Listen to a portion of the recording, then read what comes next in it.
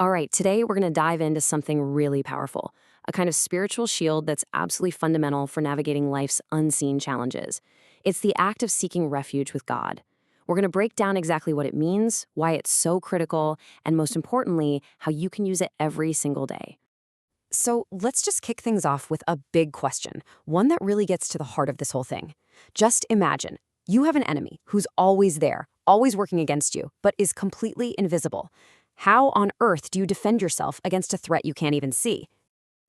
Before we can even talk about the shield, we have to understand the threat. So the very first step is to get a really clear picture of this unseen adversary, to really recognize who we're dealing with. And this right here, this isn't just some gentle suggestion or a piece of advice. No, it's a direct command. The scripture is making it crystal clear. We are supposed to treat Shaitan, or Satan, not as some kind of metaphor for our inner struggles, but as a very real external enemy. And his motivation? It's laser-focused. It all goes back to an ancient vow against humanity.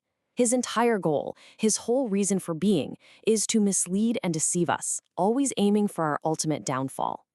So, how do we fight back, right? Given this completely unique kind of enemy, we need a unique defense. This isn't about physical strength or battle tactics we might use in the physical world. It's something else entirely. And wow, this slide lays out the difference so perfectly. See, on one side, you have a human enemy. The advice there is to repel their bad behavior with kindness, with goodness. You might actually win them over, and they could become a friend. But on the other side, that strategy is totally useless against the satanic enemy, who's described as pure evil. For that, a completely different response is required. And not specific strategy, well, it has a name. It's called Isti. It's the conscious act of seeking protection.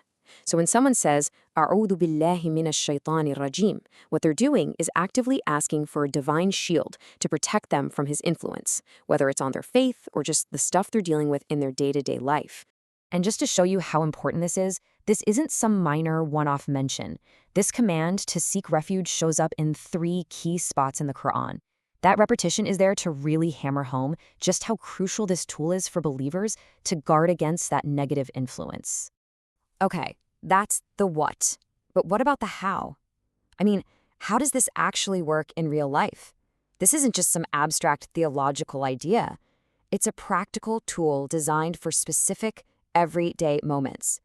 So when should you reach for this spiritual shield? Well, here are some key moments, definitely before you recite the Quran, to purify your intention. At the very start of prayer, to really focus your heart. And this one's huge. Anytime you feel that hot rush of anger starting to take over. Or, whenever you're dealing with those negative, intrusive thoughts or whispers. Man, this quote from the Prophet Muhammad is such a powerful, real-world example. He saw a man who was literally red in the face, just consumed by rage. And he didn't just say, "Hey, calm down." He offered a specific spiritual tool, a phrase designed to extinguish the fire of that anger, which is so often seen as a doorway for the enemy to sneak in. So you see, it's also about getting yourself ready, kind of like a spiritual warm-up. Saying it before you read the Quran is seen as an act that cleanses your mouth from any idle talk or negativity, making you ready for the sacred act of engaging with divine words. All right, now let's geek out a little on the words themselves, because to really get the depth of this practice, you have to understand what you're actually saying. The Arabic language is incredibly rich, and these terms are just packed with layers of meaning. So the word shaitan itself, it comes from a root word that means to be distant or far away. So his very name literally defines his essence. He's someone whose entire nature is fundamentally far from God, far from mercy, and far from anything good or righteous.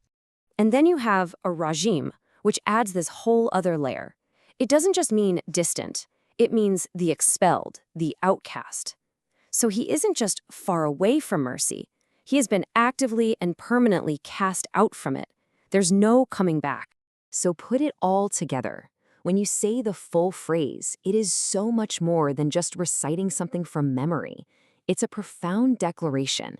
You are consciously acknowledging the true nature of your enemy, someone defined by being far from and cast out of all goodness. And in that same breath, you're turning to the only source of mercy for protection. So where does this all leave us? What's the big idea we should walk away with? Well, it's this powerful, almost counterintuitive, reframing of what real strength actually is. I mean, look at the benefits here. The act itself is just loaded with virtues. It's a statement about God's absolute power, for sure, but at the exact same time, it's an honest admission of our own weakness and our need for His help. And what's amazing is that it takes a moment where you're vulnerable, like in anger or fear, and it transforms it into a direct act of worship. And this is where it all just clicks together so perfectly. Think about it.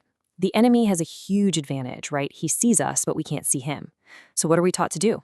We're taught to seek refuge with the one whom the enemy cannot see. It completely balances the scales, turning us toward a power that is infinitely greater than the threat we're facing. And that's really the final thought I want to leave you with.